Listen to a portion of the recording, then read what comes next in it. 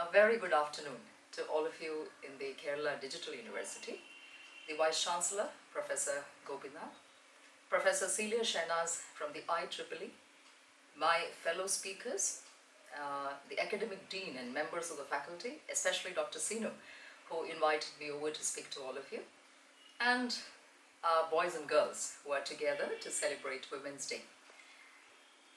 I would have so loved to be with all of you in one common room.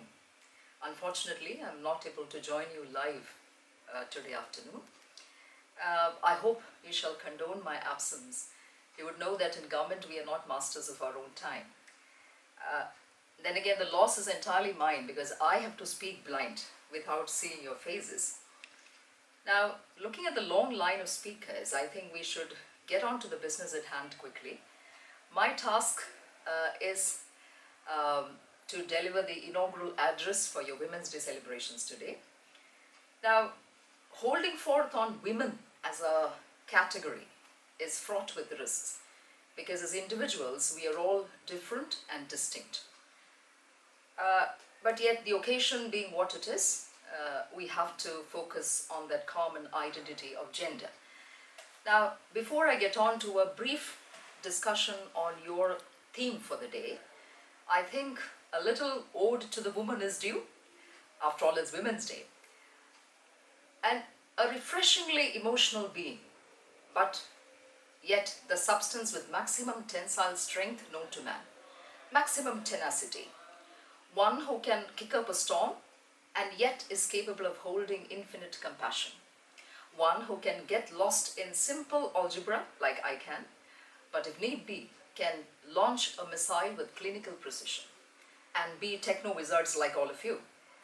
Someone who can lead the country or feed the baby, both with equal panache. Now, looking at the roles that women play, taking the family as a microcosm, the woman is the atlas who holds up the little universe on her shoulders. And no, she can't shrug. The skies will fall. And in the workplace, today's workplace is a very complex one. It is a heavily contested site. There are no simplistic answers lying around for the taking, no clear black and white. And the woman is uniquely equipped to handle a scenario like this. She brings a certain four-dimensional depth of perception, a non-linear thinking, which can come at a problem from so many different sides that you do not even know existed. So she has formidable capabilities of comprehension and problem solving. Added to that is the fact that she's also a potent mix of sense and sensitivity. A very crucial asset if you want your work to make meaning to others. Now, it's said that God took some extra time to create a woman, and I can well understand that.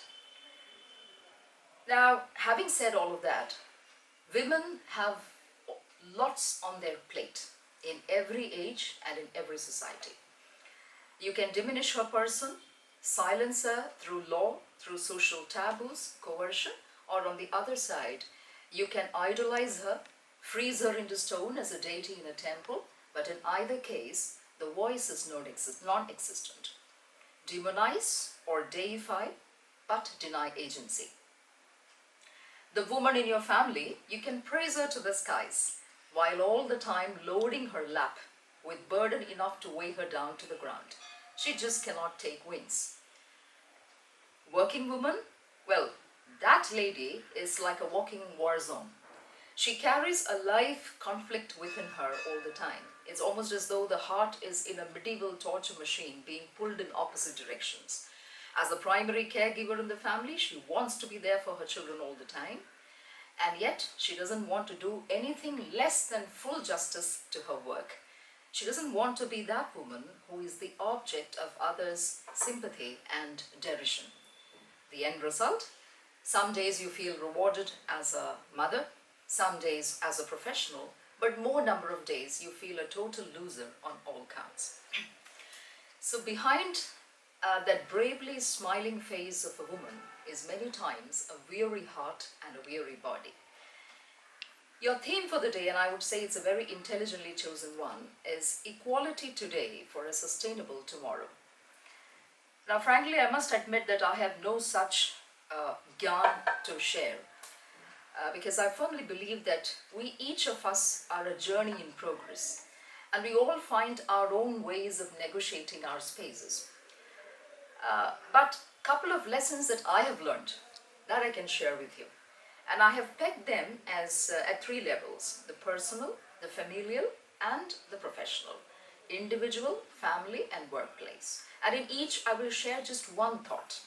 Hopefully, it'll be a takeaway, one defining thought. Now, at the personal level, what I would want to say, the only thing I would want to say is we need to stop trying to be someone other than who we really are. Now, that applies to everyone, but the context being what it is, I'm speaking to the women. Trying to do it all and to be the best in all you do, that's a very common trap. Trying to be that perfect woman in others' eyes. Now, the sad news is that however much you try, you will always fall an inch short of being that Wonder Woman that you so admire.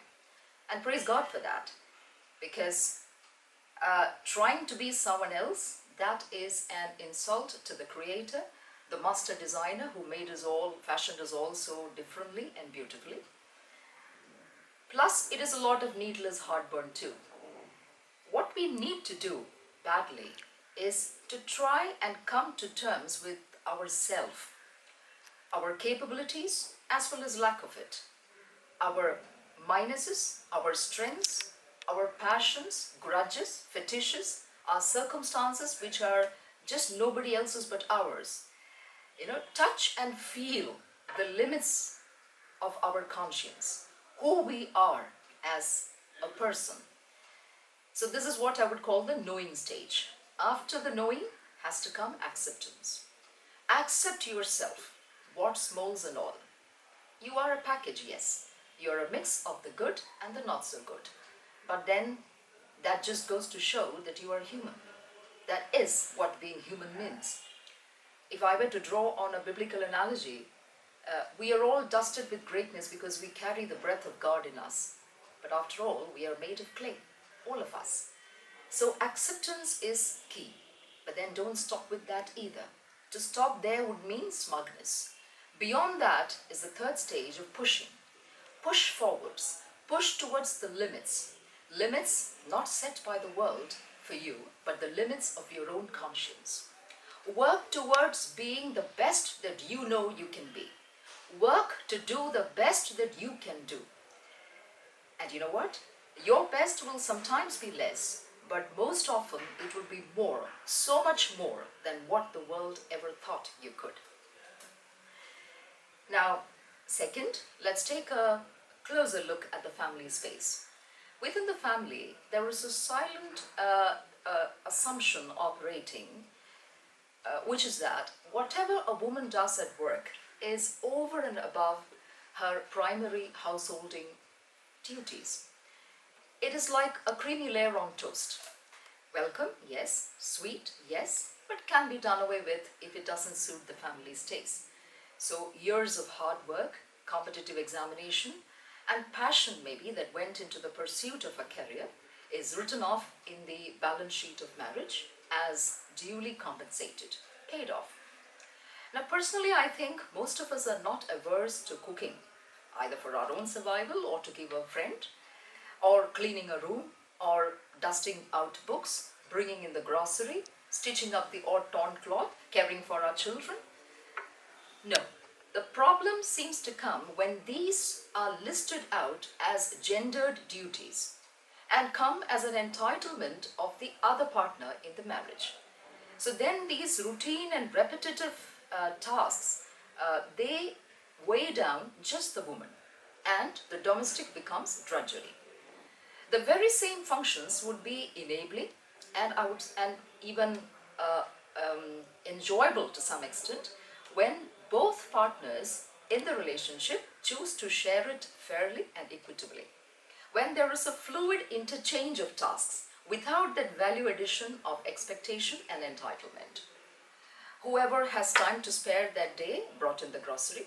Whoever is hands-free at that moment presses the clothes. You take turns to put out the breakfast. Whoever is closest to the child diapers the baby. waters the garden. It sounds pretty utopian, but I think this way is the only way.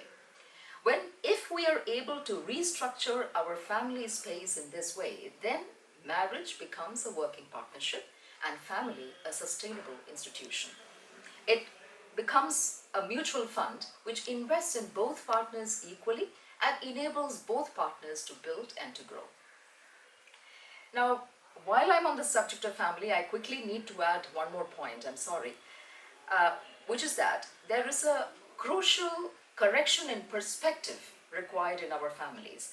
Now, I'm harping on the family so much only because it is the primary site of socialization and maybe the most potent, and here I'm speaking mostly to the women now. We know that mothers are often the mainstay of families, but they also happen to be the common medium for the intergenerational transfer of that entitlement and privilege that I earlier referred to. Through the gender coding of household chores right from early childhood, through separate standards of social sanction and permissibility for their sons and daughters, through differential rewards and punishments, and a million other ways, words said and unsaid, even gestures and glances, we, the family, the mothers, pass on privilege and prejudice to our sons and daughters. And in so doing, we raise yet another generation of boys who consider their upkeep as another's responsibility and take favors from another human being without so much as a thank you. Now, that doesn't mean that there aren't exceptions. There are countless exceptions. Men who go halves with the women in all of life's tasks. Men who know that to give is to get and to share is to sustain. So these exceptions only go to prove that the problem is not in the male psyche, not at all. The problem is not in the generation. It is purely a conditioning issue. Socialization, the patterns of behavior and thought that we pass on to our children. And hence the need to sit down and re-examine our legacies. Without speeches and sloganeering, even sitting within our homes, we still can be the conscious torchbearers of a more equal tomorrow. The last, the workplace. Now, as I said, the workplace is a heavily contested site. The challenges of becoming and being a woman professional are, I would say, very organization specific and sector specific. Now, if I were to base purely on my experience, I would say that I've never been disadvantaged on account of my gender, nor have I been unduly advantaged either. I hope my opinions hold equal weight with that of my male colleagues, and I am judged at par with any man for my decisions. And I've held several male posts, including my current assignment in mining. But then I know of the experiences of several other women, some my peers in service and some in other sectors, who under the weight of certain preconceived notions and prejudices were not allowed the space to grow to their full height, hitting the proverbial glass ceiling, so to say. There are some jobs which are out of bounds for women. Within a job, there are some posts for which women are just not considered, and there are some chairs on which when women sit, others feel insecure. So one can see that the balance is heavily tilted, and ironically, that is considered the normal, simply the way it is. So workplace equality, we can see, is mostly about equality of opportunity, the space to grow to one's fullest height without judgment. And in that, the best of organizations is many times found wanting. So what is the corrective? I would say that people in positions of authority in organizations, people who decide what other people do, we need to take a conscious call to break through that silent gendering of posts and offices and responsibilities, that codification into tough male and soft female assignments, and trust the woman with work that is substantial and hardcore, work that is considered too tough, too mathematical, too legal, too risky, too technical, too demanding for women to do. The traditional male bastions, they have to be breached and rendered gender neutral. Place women in key positions And I can tell you that you will never regret it. I have seen the results and they are most pleasing. And finally, in parting, I just want to tell the little women who are listening to me now from the university,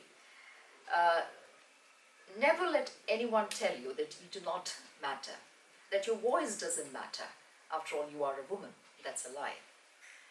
You matter, and your choices matter, your voice matters. And the first person who needs to hear that and believe it about yourself is you.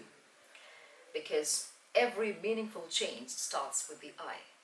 And you can keep courage, you can take heart, because there are so many women who have walked the path ahead of you. Women from every strata of society who have gone on to do so well in every sector. Women who have braved the odds and done us all proud by doing their work in ways in which only they can do. And in this very country of ours, we have examples galore, and I dare not even begin to recount them. So, take heart, use the opportunities that are lying around you, use the skill set that is there within you, and use your influence, because we each have and we wield influence. So, keep trust in yourselves and just walk on. The horizons will surely follow you. Thank you, and happy Women's Day to everybody.